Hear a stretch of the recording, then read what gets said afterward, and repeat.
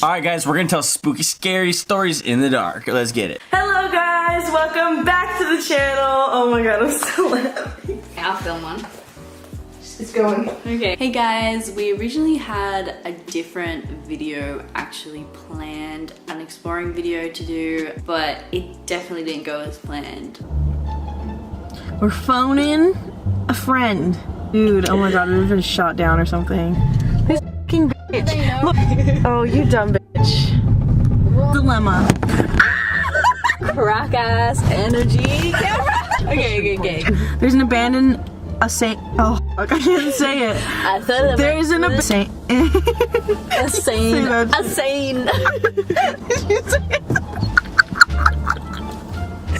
Abandoned.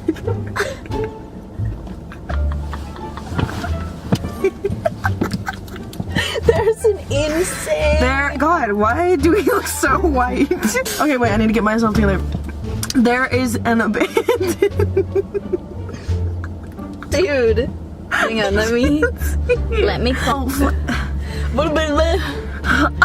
Yeah, we have this video for you guys as well, so hopefully you enjoy it. Bitch, how the fuck do you turn this thing off? Okay, so we're actually gonna try it before we get into the stories, cause. Oh. Okay.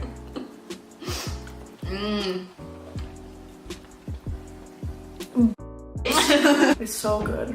Yikes. I love these Domino's. Basically, my best friend's house growing up was haunted as frick. One that really scared me was I was laying in her bed and I fell asleep before her. I was kind of like really lightly asleep and like just I thought she was just sitting there playing on her phone, and then I feel like this tugging, like a pull on my leg, and I was like, what the f-? Because I thought it was her, and I was like, what are you doing?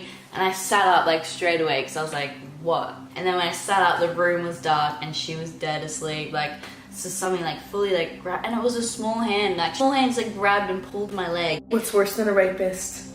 A child. No.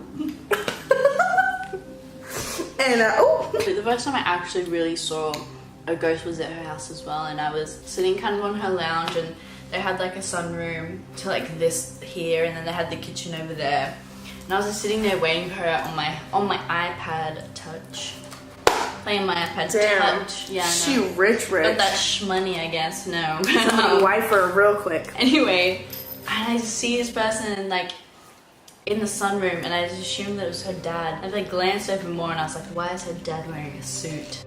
And then I was like, because he's fancy. Like, then just gone like that. And I was just like kind of in shock because I was like, what did I just see? Then I told her, and she was like, she started explaining the way that he looked, and I was like, yeah, that's exactly what I saw. But I was just so in a state of shock. I was like, didn't put together that I just saw a ghost. I was just like, what the hell? And then she was like, oh yeah, I've seen that. I grew up in a place called Utah. If you've ever been to Utah, you know that everything there is very old. There was one house that we lived in where there was all the bedrooms were upstairs, but then downstairs there was only one bedroom, and that was my brother's bedroom. He had like a bed that was raised, and then it had like a tent. So if you've ever seen it, I'll probably find a picture and I'll put it up right here. So this is what it looked like.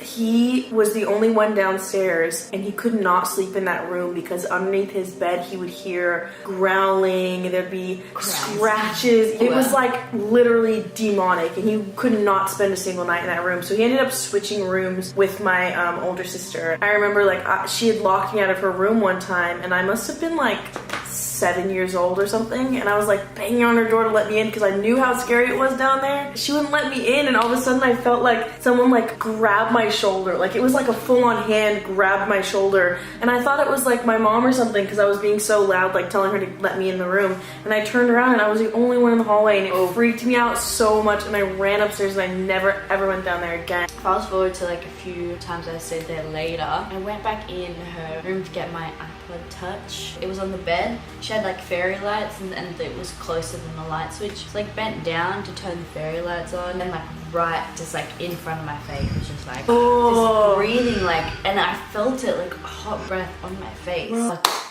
I was out. Do you remember that app? It's like Viber or something like that. Do you remember? It was like a texting app. Like Kick? Yeah, but you didn't need to have like a number for it. I did not have an iPod when I was like 13. I was poor and ugly. You were like 10 when I was 13.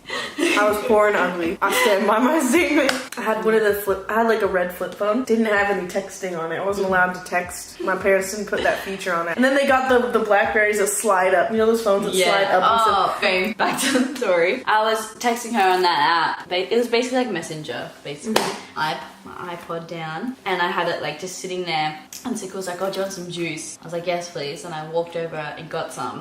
And then I walked back. And then there was a key bash like sent to her because she was like question mark. She was like, what's that? I remember it so clearly. And I was like, what the hell? I was like, I did not send that. My next story is from Utah again because everything was really old. We had a lot of experiences there. In one house, me and my sister pretty much always grew up sharing a room. We had like bunk beds and I always had the bottom bunk and she had the top bunk. In this particular house, there was a little girl spirit and there was like an old man spirit. And like, technically in the world of ghosts, if there's like a child spirit, most of the time it's like a disguised demon because like a child is more friendly and people are more inclined to talk to them and let them in. Yeah, you're more like it's if you see like a child, if you like have a little girl or boy ghost, you're like, oh, they're innocent, like let's talk to them, let's Ouija board it. Yeah. And then you give that automatic like doorway for whatever is darker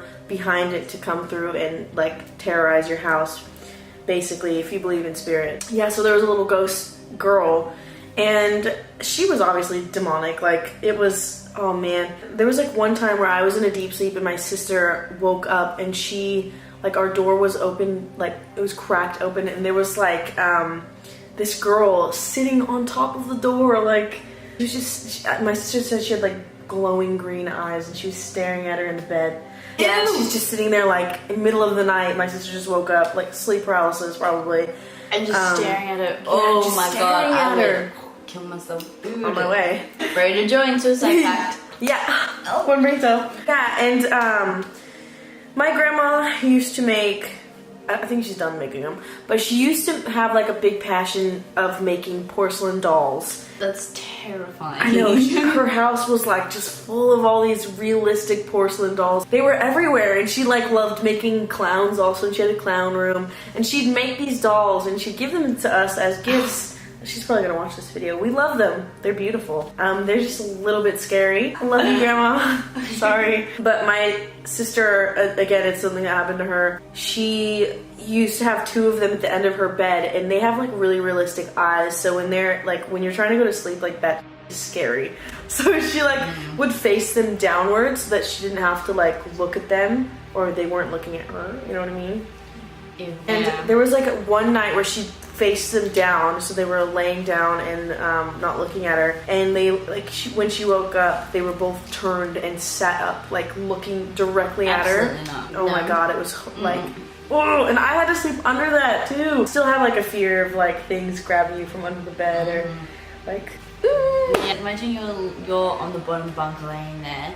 And then you like wake up and the dolls are like hanging down and looking at you. Don't say that! What made my fear of like getting like something under the bed was because of Sixth Sense. Oh yeah, Sixth yeah. Sense. Yeah. But also my mom one time, she was like putting her hand, you know sometimes when you lay and you put your hand under the pillow and her hand was like hanging, like the bed was underneath it. She felt someone grab her finger. No. It grabbed her finger. No, don't do that. Like I know. I've never been able to do that after my mom told me that. And probably people that watch this, you're probably never going to do that again either. I'm gonna Like think about something that full. tonight. I'm gonna think about that tonight. There was this one thing that happened in particular that stands out the most. I used to have two beds in my room because I would have one of my friends stay over a lot. He basically lived with me for a little bit, and our beds were kind of like in the wall like this, so our heads were kind of like almost together, so we were like this. Anyway, we still couldn't see like each other. We had our pillows up and stuff, and then I was on my phone and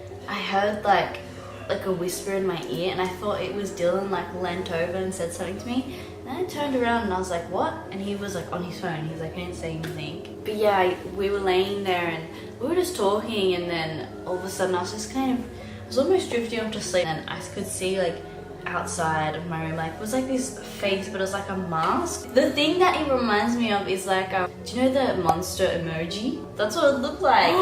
And it just went like, it went like from the corner, it just appeared there and just went so close and just went to my face. And I was just frozen. And then Dylan was talking and I just was there, just frozen. I couldn't move. I gotta sneeze.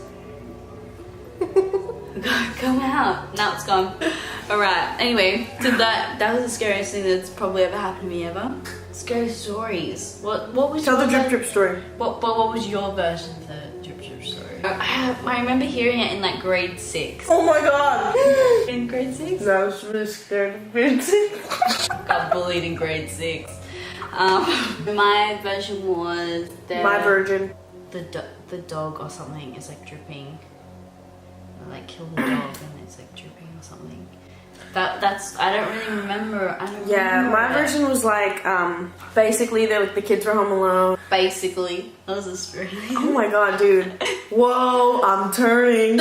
No, basically my version was like the kids. I think it was like a daughter and a son. They were home alone and the parents were gone, and they were like I think she was babysitting, and she's like hearing the drip from the faucet, and so she goes into the bathroom to check, and like the shower's off, and so she goes back to the room and she keeps hearing it, and she goes into the bathroom and like she like turns on the light and it's written in blood like "you're next," and there's like a little bag. It's like a bag that's like bleeding. She opens it and it's the dog. Oh, that's worse. I know, like they put it in a bag and it was bleeding, and it said "you're next."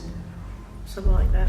Okay, anyway, we could talk about scary stuff literally forever, and we want to kind of do more videos like telling each other scary stories, but we've kind of talked about it a lot before. We really want to tell your stories and we want to hear your stories, so if you have any spooky stories, even like true crime, any experiences, like if you have ghost experiences that you think are crazy, we're gonna put our email down below in the description.